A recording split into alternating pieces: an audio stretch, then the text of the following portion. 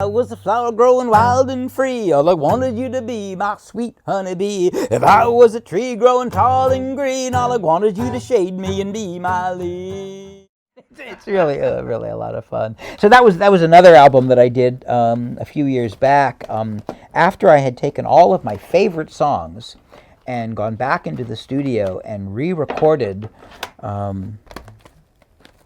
somewhere in this pile here, there it is. After I had gone back into the studio and I re-recorded all my favorite songs that I performed and wanted to just give a musical update to, my kids went off to college. My daughter, just before my daughter left for school, she said, well, Dad, there was a stack of songs. She was listening to some, and she said, how come I never heard you perform this song? What, you have this album, it's on one of your albums, but I never heard you sing it. I said, well, that's one of my failures. And then she played another one. She said, what about this song? I said, yeah, I don't like the way it begins. And she played another one. I don't like the ending there. And she said, wait a minute, don't you spent the last 30 years going into schools talking to kids about the writing process, revising and rewriting. Why don't you take your worst songs and see if you can turn them into something different? So I ended up doing this album called Old Enough to Know Better, the worst of Barry Louis Polisar. And it really was my worst songs, completely reimagined, revisited, sort of my white album, because I went from like blues to rock and roll to acoustic to every genre, jazz, every genre of music is on here. But I joke that it was a double album, 40 songs. It's a double album because I had written so many bad songs. I had according to you. I had the original 40 that I recorded on those earlier albums, and then I had another 40 here. And then along came Aaron Cohen out in California, who did this album. We're Not Kidding, and this one's probably the highlight of my career. Aaron had my albums. Very flattering. Yeah, Aaron had my albums as a kid, and oh gosh, I don't even know when it was. He sent me this EP CD, extended play CD of 4 songs, and one of them was his group, Joe and the Chickenheads, recorded a version of my song called Underwear. Now, people have been recording my songs for decades, but they usually smooth out the rough edges. They change any lyric that might be questionable or might be offensive, especially if they're performing for kids working with parents. But they have like a punk rock band, and he just did that song with gusto. And I just fell in love with his version, and I told him so, and I guess he felt inspired because next year he did an album. Their band was now called the Radioactive Chickenheads, and he did 2 of my songs. The band did 2 of my songs on that album. I Looked Into the Mirror, What Did the Mirror Say? And was it I Eat Kids? He's recorded so many of my songs over the years. I gotta think which album, which songs he put on which albums. But anyway, he told me if I was ever out in California on a tour, he'd love to meet me. Yeah. A couple years later, I'm on a tour in the schools in California, and I met him for dinner, and he pitched me this idea. He said, I'd like to get like a dozen bands to do like a cover of one of your songs and do like a tribute album. Great idea. And I said, wow, that would be wonderful. And so a couple months later, he started working on it, and then he made a mistake. He said, do me a favor. This is how long ago it was. He said, put out on your MySpace page that I'm doing this album, and any musicians out there that might be interested to contact me. So I posted it on my MySpace page, and he got flooded with requests from my fans. Wow. A lot of I never realized how many people who had my albums as kids grew up to become musicians, and he ended up there's 60 different songs on this album. It's also a double album, and I think about 100 different artists in various forms, bands, solo artists doing covers. And this one, I mean, God, this one just touches my soul in such a fundamental way. And I said before, I really love the way other people interpret my songs. And in this case, the bands were given the license to just reinvent and reimagine. And there were a couple of the bands, Danny Rocket and his sister did an album. Well, actually, Danny Robbins and his two sisters did a version of Never Cook Your Sister in a frying pan, because he recorded it with his two sisters as a group called Robbins in a Trio. And then he has another group, the Hammond Burger, that just completely reinvented, and didn't even so much reinvent, but it enlarged my songs. Like a 2 or 3 line song, and they just turned it into like a 3-minute. You can't say on the radio. Right. Just great stuff. And I mean, there's just so many versions of my songs on that album that are just amazing. Where haven't you performed in the United States? Well, there's a handful of states that I've not played in. I mean, I've played South Dakota many times, but I've never gotten up to North Dakota. I played Wisconsin quite a few times, but never made it all the way up to Minnesota. How did you get those jobs? It's all word of mouth. It's all people hearing about me. Teachers, librarians. I've played, Washington State, Oregon, California, Arizona, New Mexico, Utah. I've played a lot in the Deep South. My cousin knows who you are.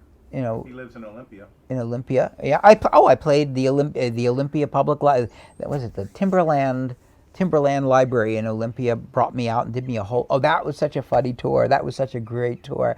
I was assigned a librarian. So the main librarian hired me to do all the branches of the Olympia Library, and also Lake Fair, which is a big arts festival that coincided that same week. So I did both of those. And I've got another story to tell you about Olympia too. Anyway, one of the librarians. How are we doing on our time? We're good. Okay, so one of the librarians was assigned to take me to all the remote areas, and I was playing I did the big libraries, but I also did a lot of the small libraries for their summer reading program. And the last library, and because there was somebody in the audience who was with me for every show, I was trying to do different songs on every show. And the last show, I started to. I did a song called "I Want to Be a Dog." Oh, I want to be a dog. I want to wag my tail. And the guy went, "That's your song?" He said, "I've been playing that song in all my summer reading programs for years." I didn't realize that it was one of my songs that I had written. So that's another interesting story. While I was in Olympia, I got together with. So this is going to really get it. I don't know if this is going to be usable for your interview, but I'll just tell you. So, as you know, I was pretty political my last couple of years of high school. Ended up working for the Indochina Education Council. Fred Branfman, who was a U.S. aid worker who discovered the illegal bombing of the plane of jars in Laos, and Don Luce, who discovered the tiger cages in Kwansan Island. They were part of the Indochina Education Council. It was a clearinghouse. Okay. I'd been involved in demonstrations against the war in Vietnam, and one of those involved Joan Baez's Ring Around the Congress. Okay. That was back when you went around the Congress peacefully, and then lobbied your senators and your representatives. Oh, you mean the way it should be done? Peacefully, yes. So I helped organize that and brought my grandmother and my mother and another neighbor to go lobby for then Congressman Hogan's, who was a Republican congressman that represented our district and was pretty supportive of the war in Vietnam. And fast forward a few years later, and I'm taking courses. This, as a matter of fact, this was literally like 2 days before I left with Mary Swagey and her family on this Western trip. So, this is my last hurrah of politics at the end of the summer, in the beginning of the summer, the end of the school year. And fast forward a couple years later, and I'm taking a history course, and the teacher looks incredibly familiar. And it's like driving me crazy all semester long. Where do I know this person? And finally, the last class, it dawned on me. And I went up to her and I said, "Were you involved in the Joan Baez's Ring Around the Congress demonstration? And did you come to like Larry Hogan's, Congressman Hogan's office with your young son?" And she said, were you the young man who brought his grandmother and his mother to demonstrate, to talk to the congressman? I said, yes, that was me. I said, I knew you from somewhere. You look so familiar. And she said, well, what are you doing now? And I said, well, I just bought a guitar, and I'm learning how to play the songs, and I'm writing a couple songs. And she said, well, I have these friends that formed a woman's, this is going to really sound dated, that formed a woman's consciousness raising group out in Bethesda, and they want to now do a summer arts camp for kids. And they're looking for somebody to play music. Would you be interested? Bingo. And I said, well, I've never done anything like that before. I've never performed outside of my living room. And so I met them, and they hired me. It was a 5-week summer course. And I just had the time of my life. I mean, these were 2 and 3 and 4-year-olds, and then some older kids. And I hadn't been writing songs yet. I just walked in and I was singing John Prine's Spanish Pipe Dream and Donovan's, Happiness Runs in a Circular Motion, Love is Like a Little Boat Upon the Sea. You Ain't Going Nowhere. I mean, whatever songs I happened to know, but it was the spirit and the delivery that made it work for these kids. And I would just go from classroom to classroom, 15, 20 minutes with every group, and just had the time of my life. And camp was over, went back to college, and that's when the student teacher at the university asked me if I'd ever performed for kids before, and I said, well, I did this summer camp thing. So that was sort of the precursor. Anyway, Peggy Bruton, the teacher, now lives in Olympia, and I got to visit with her when I was out there, performing so many years ago. So yeah. To answer the question, schools, libraries hear about me. I mean, of course, with COVID, I've been on literally a 2.5 year kind of sabbatical. I get it. I'm not sure if I'll be going back. I mean, maybe in the fall schools will be. Yeah. I mean, I would perform some festivals and some library shows, but the school work was what I loved, because you had 300, 400, 500 kids all in one room, all at one time. And you could hear a pin drop when I was performing. I mean, kids would laugh at the right lines. They'd get quiet to hear the next line. I mean, it was a perfect combination. And then I would talk about my books and how I wrote the stories. And it was great, because I was brought in as a visiting author, but also as a visiting songwriter and poet. So it was a way that I could share every aspect of what I did: the books, the poems, the songs, the stories. And the songs have stories that introduce them, and the various ways of being a storyteller and a writer. Wow. Yeah. So we can expect to see a new work called Wickedly Satanic? I ain't going there. I ain't going there. Yeah. So it's funny. I mean, I've really been in these recent years. I've always.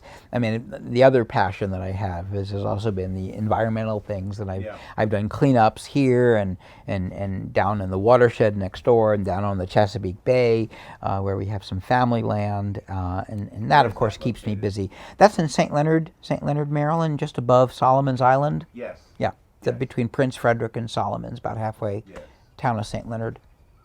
Yeah. I know it more from the water than I do from the land. Well, you probably know Blackwater across. So we're directly across from Blackwater, as the crow flies, and that's why there are so many bald eagles that fly overhead, because it's just a short hop from the Blackwater Refuge, where we kayaked there a few years back and couldn't believe how many bald eagles were there. I mean, they really had made a comeback there. And so the Chesapeake Bay on the western shore, it's got a very shallow water, and then the beach is lined with on the other side of the beach is these trees, which is perfect nesting area for the bald eagles and the ospreys and everything else. What would you say is your single most favorite song? Oh, gosh. That you wrote? I've been really partial to Diaper Rash.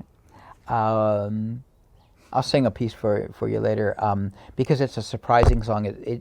When I first start singing it sounds like a monster song, and then the kick is it's a song about diaper rash, right. And that it's a great one to do in concert, because the kids are totally surprised, and I mean they just literally fall off their chairs laughing. I mean it's such a diaper rash, how funny, and it's diaper rash, diaper rash. Would you mind? Yeah.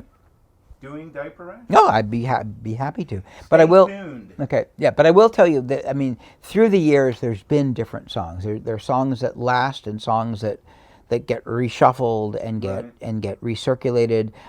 Don't Put Your Finger Up Your Nose is a song that I've been pretty much ending all my concerts with for however long I've been performing. It's my closer. It's a, you know, until I wrote All I Want Is You. I mean, until All I Want Is You became what it became, Don't Put Your Finger Up Your Nose was the song I was really known for. And that made a real big resurgence during COVID, and especially in the beginning when you don't put your finger there and wash it. Yeah. The Three-Toe Triple Double Joint, The Mean Teacher, Underwear, I Want to Be a Dog. I Want to Be a Dog was probably my most recorded song. It's been covered by something like 40 different artists and bands over the years. A lot of kids. It's a very accessible, song for kids. Okay. But yeah, I will unhook myself and bring the guitar out. Oh, I was a Townes Van Zandt fan back when we were still in high school. My cousin Sheldon, who I referenced before, I spent a little time in the summer of 1969 and 70 and 71 with him up in Hoboken, New Jersey, and he lived next door to a music reviewer, George Kanzler, and George gave me the keys to his apartment and all of his record albums. So back in 1970, I heard the first Townes Van Zandt album, the first Loud and Wayride album. I mean, they were pretty obscure back then. They were. Yeah, but although Townes had a following in Texas. Yeah. Oh, yeah. Right. But he had problems professionally. Oh yeah. No. Yeah. So I'll give you a little bit of this one.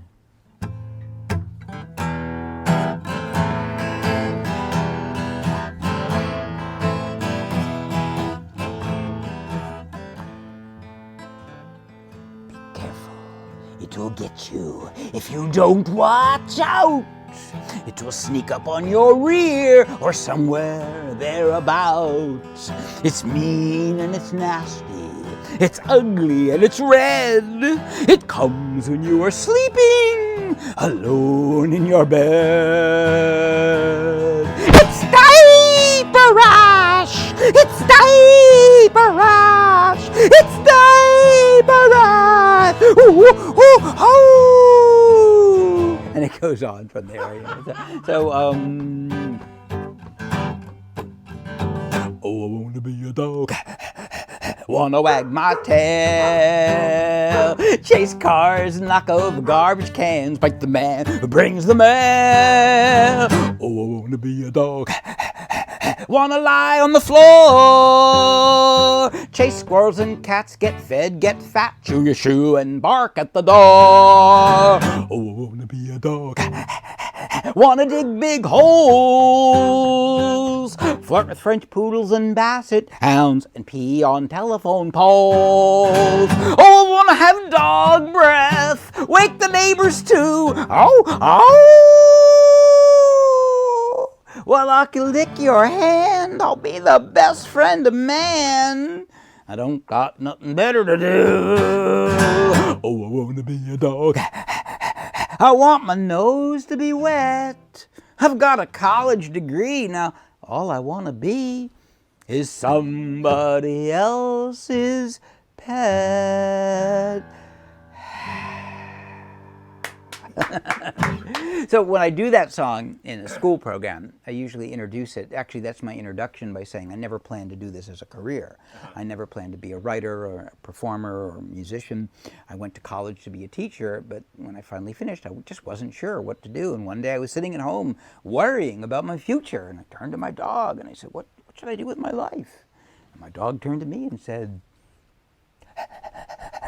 and then that becomes this whole big story. Here's my dog. My dog doesn't have any worries, lives in my house, sleeps in my bed, watches my TV, reads my books. Yeah, I'll be a dog. and then I asked the kids to think about what makes a dog's life great. What would you look forward to? And then that song was my version of that. So If I was a flower growing wild and free, all I wanted you to be my sweet honeybee. If I was a tree growing tall and green, all I wanted you to shade me and be my leaves. All I want is you, you be my bride. Take me by the hand, stand by my side. All I want is you, you stay with me. Hold me in your hands and sway me like the sea. Hold me in your arms and sway me like the sea, yeah. If you were a river in the mountains tall, the rumble of your water would be my call. If you were the winter, I know I'd be the snow. As long as you were with me, let the cold winds blow. All I want is you, will you be my bride? Take me by the hand, stand by my side. All I want is you, will you stay with me? Hold me in your arms and sway me like the sea. And again, it goes on from there. Just a little piece of each of these. Let's see, what else did we talk about? Oh, yeah. Underwear is everywhere, but mostly underneath. Ooh, usually you can't see what goes on beneath. Ragged clothes or evening gowns or the finest three-piece suit. Underwear is everywhere, there is no substitute. Everyone is equal when it comes to underwear, because beneath your underwear, it's just yourself that's there.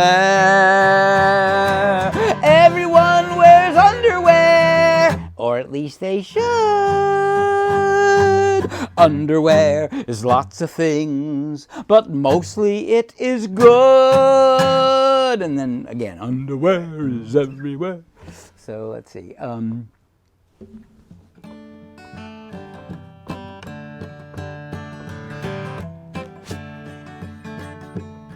Well, you know enough about music. You probably know where this chord progression comes from.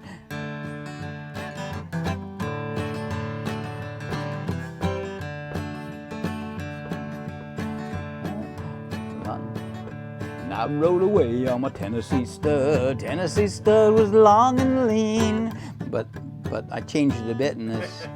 I've got a teacher, she's so mean, never laughs, she always screams. She says, pay attention and do what I said. But if you ask me, she's crazy in the head. She makes me nervous, so she makes me squirm. She says all teachers must be firm. And she always calls on me when I don't raise my hand, so I answer her in ways she can't understand. She says, what is the answer to number 2? I say, ock, knock, diddy, wop, ticky, picky, poo. She says, don't be funny, you better get it right. I say, shimmy, gimme, gally, gilly, tacky, ticky, tie. And again, it goes on from there. Just playing little snippets. What else did we talk about? We talked about, I don't know, what. Oh, I'm a three-toed, triple-eyed, double-jointed dinosaur with warts up and down my back. Eat shiny automobiles, tow trucks, and airplanes. I love to munch on railroad tracks. Well, I sleep all day, get up at night. They say I am well-read. Eat 2 or 3 live berries for breakfast, and they go right to my head. Oh, I'm a three-toed, triple-eyed, double-jointed dinosaur with warts up and down my back. Eat shiny automobiles, tow trucks, and airplanes. I love to munch on railroad tracks.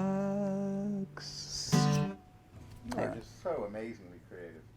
Well, it's a lifetime of songs over the years, I know and it's work, but but no, it's not work. It's fun. It is fun. I can't call it work, but I mean, it's just been years and years of writing different kinds of songs, I mean, I did actually think the next batch of songs would be when I became a grandparent, but I need my children to be more cooperative. That may not happen, but yeah, the last batch of new. Oh, here's one that I really like. This is actually one of my favorite songs. That it's real different though.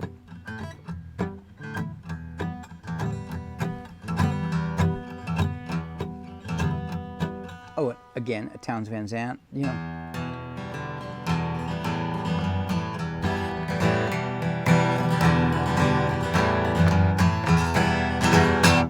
Won't you lend your lungs to me? Mine are collapsing.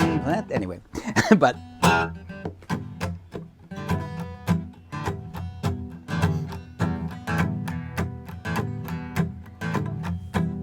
I like broccoli, I love Swiss chard, I love all the flowers in the yard. I love butternut squash, cucumbers too, I love cantaloupe, I love honeydew. 'Cause I'm a slug, I'm a slug, I'm a slug. I'm a slug, I'm a slug, I'm a slug. Makes a great sing-along in school. Pick me up, no need to squirm. I won't wiggle around like an itty-bitty worm. I don't got no fur, don't got no shell, no tail, no scale, and I ain't no snail. I'm a slug, I'm a slug, I'm a slug. Anyway, again, it goes on and on. I like to climb up and down the vine and leave a little trail, just a slimy line. My tiny antenna flipping side to side. Which way should I go? I can't decide. I'm a slug, I'm a slug. Yeah, I don't know why I chose the word work. No, it's not work. It's not work. No. Well, I joke that when I'm not performing, I work. I work here. I do the manual labor. Yeah. There's a lot of stuff that cutting Yeah. trees that fall in the fields and splitting firewood and that sort of stuff. And I'm not afraid of that. I like that. But this is, it used to be a great balance because, after a while, you need a little break from performing. It's great. It's a lot of fun, but I would want to put on dirty clothes and just work hard and sweat. And then I'd work for a couple weeks and think, oh God, I can't wait to get back on stage and sing and be in clean clothes. Yeah. How much property is there? We have 16 acres here, but the interesting thing is we border, like where our land ends in the back field, it starts the 4,000-acre watershed of the Patuxent. The Patuxent watershed is part of the WSSC. So it's protected ground. Yeah. So it's like acre. We have a couple neighbors that we can see, but it's like living in the middle of nowhere. But we're 16 miles from D.C. This is a gazebo tucked in there. I don't know if you can see it. And again, you swing around, and there's Ronnie's pottery studio, and there's the barn where actually it's a good place to store all the firewood. We do have oil heat, but we have a wood stove, and I split all that, and we usually burn it in the wintertime. And there's the other side of the barn. I'll walk through the barn. I don't know. I'm not sure if these shots are working for you. Here's the area behind the studio. More firewood. Oh, and there's a visitor. Yeah. I said deer, fox, wild turkeys, all kinds of things. It's pretty interesting living here. About half the land is in fields, the other half is in woods. But when we bought it, it was all in trash. Junked cars and broken glass, and I pulled out 275 tires off the property. Just a lot of debris. But now it's incredible, and there's just not a day that goes by when I don't wake up counting my blessings and realizing that we live in a nature preserve. It's really a special place. So this is the back of the barn and the back of Ronnie's studio. Another place for more firewood. And again, the side yard that goes kind of a panorama into the woods back here. And this property, the woods, backs up to the watershed, the Patuxent River. I was a flower growing wild and free. All I wanted you to be, my sweet honeybee. If I was a tree growing tall and green, all I wanted you to shade me and be my leaf.